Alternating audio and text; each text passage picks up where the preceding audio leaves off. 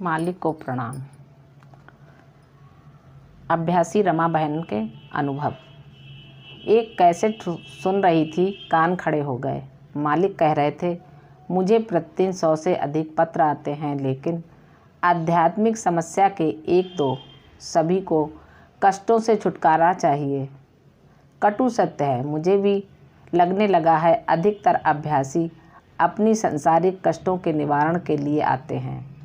जब संस्कार भोगने पड़ते हैं, भाग जाते हैं। पाठ को मांगना है, उन्हें मांगो। महाभारत की एक कहानी है। जब महाभारत का युद्ध आरंभ हुआ तो दुर्योधन ने सारी सेना और अर्जुन ने स्वयं कृष्ण को मांगा। वे सारथी बने। अपने प्रिय के लिए कौन जीता? पांडव ऐसे जीवित उदाहरण अगर हमें प्रेरणा नहीं दे पाते तो सुदामा को देखो। मेरा मन दौड़कर गुरु के चरणों में जा लिपटा। यूं करते हैं वे रक्षा।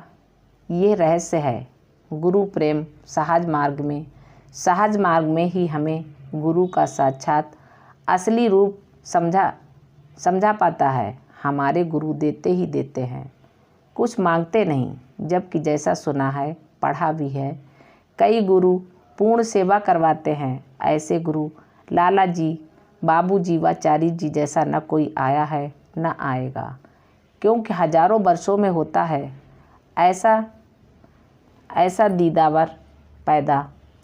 समय न चूको, कितने भाग्यशाली हैं हम। साक्षात गुरु रूप में ईश्वर आ गया हमारी मदद को। जैसे हम तड़पते हैं खुदा के लिए, वैसे ही वह भी तड़पता है आपके लिए। बाबूजी ने कहा था, इस बात का आभास दिलाया था बाबूजी ने। हम तड़पते रहते शाहजहाँपुर जाने के लिए। वे हमारी प्रतीक्षा करते मिलते। ऐसे ही एक बार गुरु पूर्णिमा पर हम अहमदाबाद गए। मेरे गुरुवर कमलेश भाई के घर ठहरे थे। हम अंदर गए। वे खुश हुए और बोले, हम सोच रहे थे रमा बहन आई या नहीं। ओह, रोम रोम पुलकित हो गया। शब्दों में वह क्षण बांधे नहीं जा सकते। क्षमा करें, वह क्षण याद करते ही सिहर उठती हूँ। इस मिलन ने नया आभास, नई दिशा दी कि गुरुजी याद करते हैं। कमरे से बाहर आए तो कैसेट बज रहा था। कुछ अभ्यासी बैठे थे। हमने देखी उन आँखों की महकती खुशबू। हाथ से छूकर रिश्तों का नाम ना दो। याद आया मुझे भी एक गाना, मेरा जीना मेरा मरना गुरु के चरणों के तले, तेरे सिवा दुनिया में रखा क्या है। मार्च का आगमन हुआ। पाठ को अब समय आ गया है। जो शिक्षा हम पा रहे हैं वह सिर्फ ऊपरी परत है। हमें सत्य को खोजना है, लेकिन भौतिक जगत के लिए जो रंगीन चश्मे हमने लगा लिए हैं उससे वही रंग दिखता है। यही तो प्रार्थना में कहा गया है, मनुष्य जीवन का वास्तविक ध्येय तू ही है। हम अपनी इच्छाओं के गुलाम हैं। चश्मे का रंग जो चढ़ा लेते हैं, सत्य से बहुत दूर दूर होते जाते हैं। सर्वदा अपने दुखों के राग आलापते रहते हैं। हमेशा अपनी भौतिक जगत की शिक्षा के बोझ, अपने धन के गर्भ में डूबे रहना चाहते हैं। अब समय आ गया है गुरुदेव हमें उसी दलदल से निकालने आए हैं। वह तभी संभव है जब हम उनसे सहयोग करें, प्रेम करें। हमारा जीवन क्या है? हर सांस में वही रंगीन चश्मे का रंग है। मैं कहती हूँ अपने अनुभव से, जब तक मैंने अपना स्वयं का चश्मा नहीं उतारा, मैं गुरुवर को उनके सत्य के रूप में समझ नहीं पाई। जब तक मेरे गुरुदेव के शरीर के प्रति आकर्षित रही, सत्य की गहराई तक नहीं पहुँची। तड़पती रही गुरुदेव को जब मैं समझ पाई। मेरे पहले गुरुदेव जा चुके थे और उनके जाने के बाद क्या तड़पती हूँ मैं। 1983 से 99 तक इस बीच सत्य को खोजती रही, और जब मैं चारी जी से मिली, मेरे सारे भ्रम टूट गए और साक्षात सत्य को उनमें देखने लगी, जिसके अनुभव मैंने पहली पुस्तक में लिखे हैं। क्योंकि जो कुछ हम करते हैं उससे प्रकट होता है कि हम क्या हैं। ये रंगीन चश्मे ही बताते हैं हमारी पहचान। एक अनुभव इसके संबंध में आपसे बांटना चाहती हूँ। जब कोई बहुत तारीफ़ कर रहा हो तो जान जाएं कि ये मूर्ख है। हमारे अंदर उस बड़ाई से जो आतंकवादी अहंकार जागृत होता है वह आगे नहीं बढ़ने देगा। वैसे भी जो आपकी बड़ाई कर रहा है वह जानता क्या है आपको जब तक किसी को पहचाने नहीं उसकी बड़ाई करना बनावटी है। हमें वही करना चाहिए जो हम स्वयं हैं। हमने उनमें उस गहराई को देखा है। इस संबंध में एक किस्सा पूज्यचारी जी ने सुनाया था। वे बाबूजी के साथ विदेश गए थे। शहर का नाम मुझे नहीं याद। वहाँ पूज्य बाबूजी बैठे थे। एक व्यक्ति भाषण दे रहा था, बड़ी तारीफ़ कर रहा था, कह रहा था साक्षात ईश्वर हमारे बीच बैठे हैं। बाबूजी को अच्छा नहीं लगा। उन्होंने चारी जी से कहा, रोको इसे, ये जो जान नहीं पाया वह कैसे कह रहा है।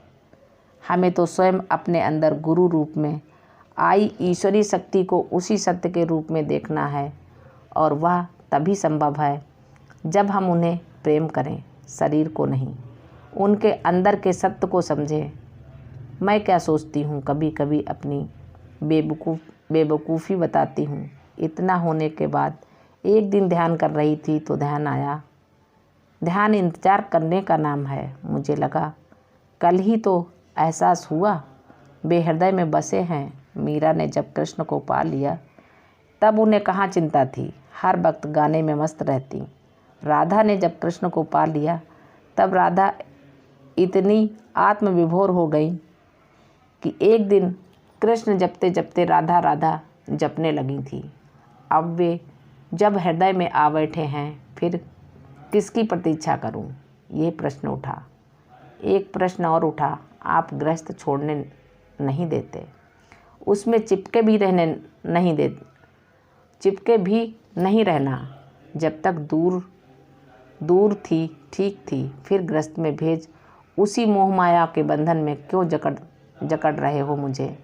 क्यों नहीं तोड़ते?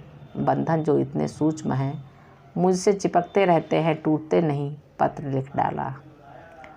लिख डाला। गुरुदेव की बहुत दिन प्रतीक्षा की, उत्तर नहीं आया। जिस दिन निराशा ने घेरा, पूजा में बैठ गई, जैसे कोई पकड़ कर पूजा में बिठा रहा था। इतना प्राणहुति अनुभव हुआ कि सारा शरीर दिव्य होकर नम हो गया। ध्यान टूटा। अरे पगली, तेरे प्रश्नों का उत्तर भी तो अंदर से ही आना था। कुछ देर विचार में बैठी बैठी सो गई। वक्त तो अपनी रफ्तार से उड़ने लगा। भगवान ने उन्हें पंख दिए हैं, हम भी चाहें तो उसका साथ निभा सकते हैं। समय के साथ साथ अपना अनुशासित जीवन जीते उड़ते रह सकते हैं, पर कहाँ ऐसा है। हम अस्वस्थ रहने लगे, न जाने क्यों। बड़ौदा की आबो हवा हमें सूट नहीं कर रही थी। वजन भी धीरे धीरे घट रहा था और आँखों में कैंट रंकट तंग कर रहे थे। ऑपरेशन करवाना पड़ेगा। बड़ा साधारण ऑपरेशन बताते थे डॉक्टर। तय हुआ आश्चर्य वह भी पूर्ण आध्यात्मिक। ऑपरेशन करते समय गीता के श्लोक गाते थिएटर में पूर्ण वैसा सा ही वातावरण। मेरा नंबर आया। 20 मरीज थे, 20वां मेरा नंबर था। मैंने पूरे टाइम बाहर बैठे सब टीवी में देखा था। मुझे थिएटर में टेबल पर लिटाया, गीता के श्लोक आरंभ किए। कुछ ही समय बीता होगा, कोई 10 मिनट बाद मुझे लगा उनके हाथ रुक गए। रुक क्यों गए? डरे नहीं, मेरे गुरुदेव आपके साथ हैं। इतना कहते ही फिर वह श्लोक आरंभ हो गया। 30 मिनट और लगे, जबकि औरों के ऑपरेशन में कुल 20 मिनट लग रहे थे। बाद में उन्होंने बताया, आपका कैटरैक्ट बिगड़ कर चिपक गया था, आँख जा सकती थी। ईश्वर ने बड़ी मदद की। मैंने कहा, गुरु की कृपा है।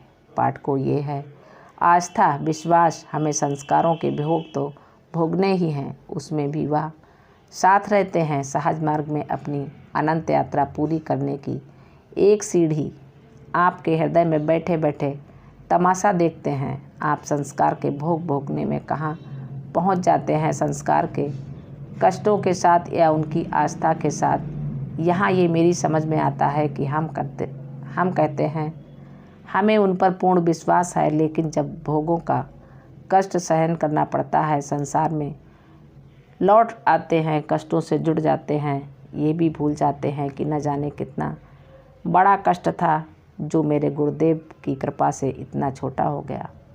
मेरी आँख जा सकती थी। ये डॉक्टर का चमत्कार नहीं, उनका अपने प्रेमी पर आशीर्वाद है, जिसे समझने में बरसों लग जाते हैं। कभी कभी दीवानगी क्षणों में समझा देती है। आपका अपना काम है, वे तो अपना करते ही हैं। समर्पण का अर्थ आत्मनिवेदन है। जब स्वयं की आत्मा स्वयं निवेदित हो उठती है, वहाँ बैठे उनके चरणों में झुकी ही रहती है। उसे संसार के कष्ट वरदान लगते हैं। ऐसा मेरा स्वयं के जीवन का अनुभव है। घर आ गई, बहुओं ने सेवा आरंभ कर दी। दोनों बेटे बहुओं के रूप में वे मेरी सेवा देखभाल करवा रहे थे। बहू ने एक कैसेट लगा दिया। लेटे लेटे करती भी क्या, सुन रही थी। यह कैसेट पहले भी सुन चुकी थी कई बार। वह कह रहे थे, देखिए मुझे प्रतिदिन 100 से अधिक पत्र आते हैं, सिर्फ सांसारिक कष्टों से छुटकारा पाने के लिए। कोई इक्का दुक्का आध्यात्मिकता से संबंधित होता है। देखा, वे स्वयं कह रहे हैं, हम स्वार्थ पूर्ति करने आए हैं, उनसे मांगकर मदद, कष्टों से छुटकारा पाने। अगर यही है तो रुकिए, हमें अपने को बनाना है एक अच्छा इंसान जिसमें उनकी मदद चाहिए। कष्ट तो भोग हैं, भोगने ही हैं, इसे समझिए, मांगिए उन्हें स्वयं को। मैं क्या सत्य बताऊं, आपकी समझ में नहीं आएगा। मैंने आध्यात्मिक जीवन में सिर्फ उन्हें मांगा, वे आ गए। उदाहरण है, मुझे लिखना नहीं आ रहा, कैसे बताऊं। मालिक को प्रणाम।